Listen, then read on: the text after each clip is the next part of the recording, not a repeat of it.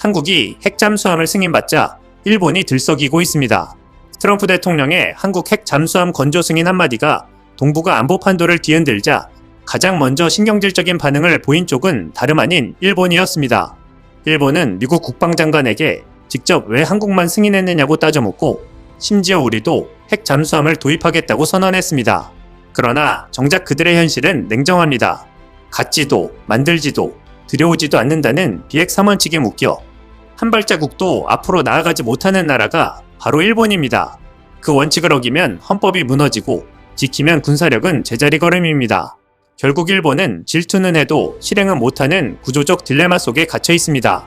그런데 이 초조감이 점점 다른 방향으로 번지고 있습니다.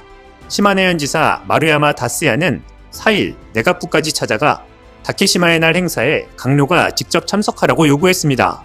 한국이 독도를 불법 점거하고 있다는 낡은 주장을 되풀이하면서 말입니다.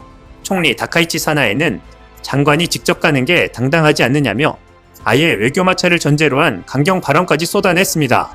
문제는 이 모든 움직임이 국내 정치용이라는 점입니다. 핵 잠수함, 방위비 증액, 독도 망원, 이 모든 카드는 일본이 한국을 향해 흔드는 국내 결속용 자극제에 불과합니다.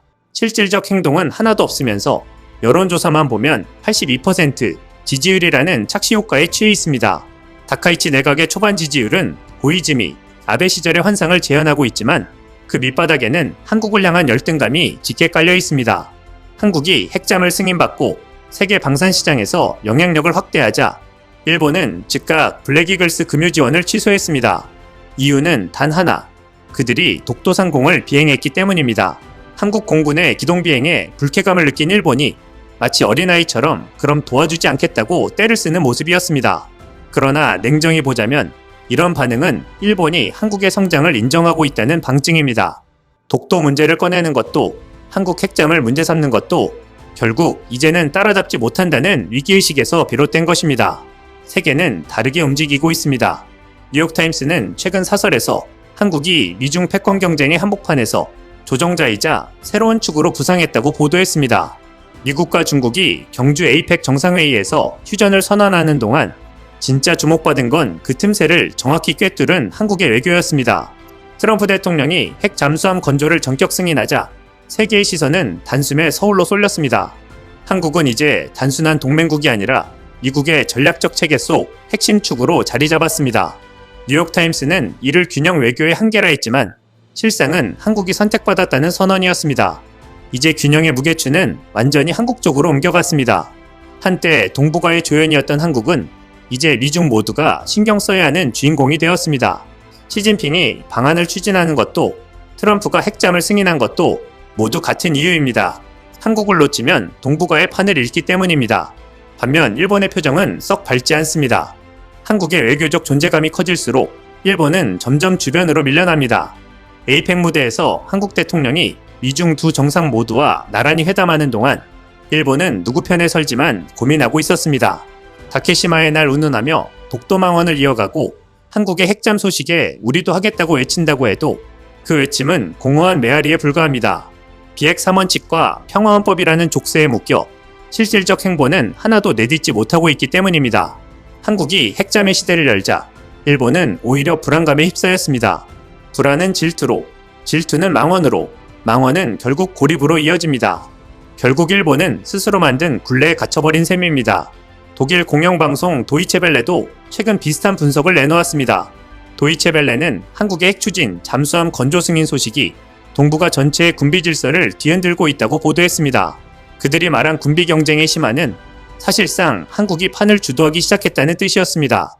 이제 바다의 룰은 바뀌었습니다. 과거에는 미국이 정하고 일본이 따라가는 질서였다면 이제는 한국이 직접 움직여 중국과 러시아, 일본이 눈치를 보는 구조로 변했습니다. 트럼프 대통령의 승인은 단순한 동맹의 제스처가 아니었습니다. 그건 미국이 70년간 지켜온 금기, 즉 핵추진 기술 이전을 깨뜨린 사건이었습니다. 미국은 영국과 호주에 이어 한국을 핵잠 기술 클럽의 세 번째 회원국으로 인정했습니다. 이건 단순한 기술 협력 수준이 아니라 미국이 한국을 전략적 동반자이자 핵심 축으로 공식 인정했다는 의미입니다. 한국은 이제 아시아에서 미국과 동등한 수준의 신뢰를 받는 국가로 올라섰습니다. 놀란 건 일본과 중국이었습니다. 일본은 GDP의 2%까지 방위비를 끌어올리며 안간힘을 쓰고 있지만 헌법 제구조의 족쇄 때문에 핵잠은커녕 공격용 무기조차 제대로 운용하지 못하고 있습니다.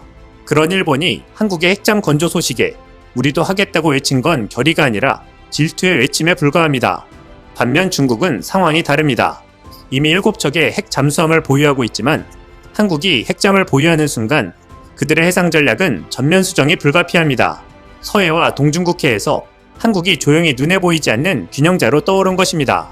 도이체벨레는 또 북한이 러시아에 해체된 핵잠 부품을 받아 개발 중이라고 보도했습니다. 하지만 현실은 냉정합니다.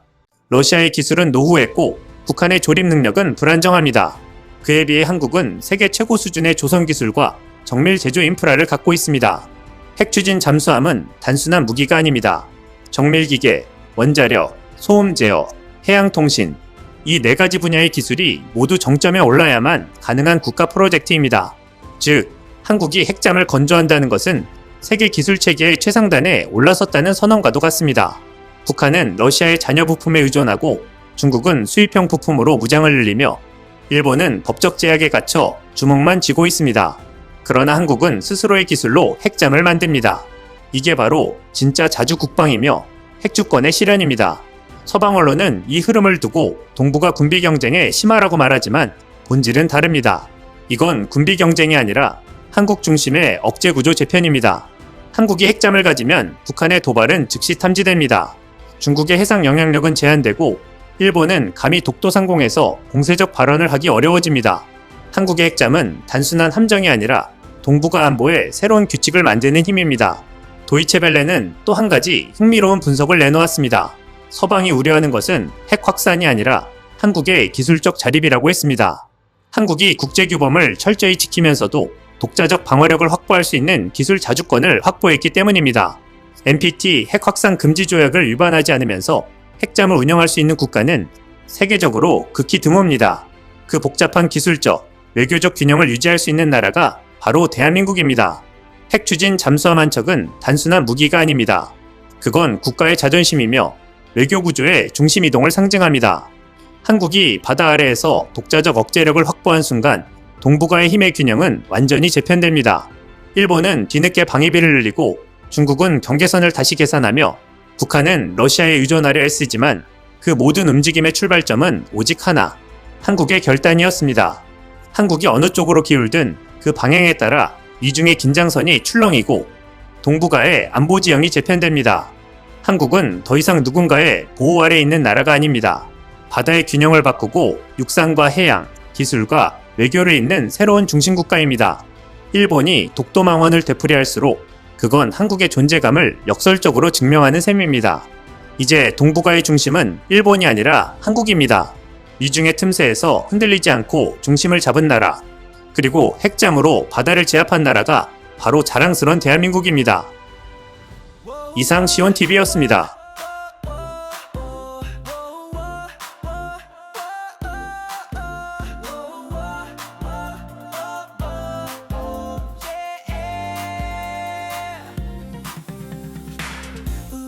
빛이다 세상을 비춘다 한마음으로 외쳐 진실을 향해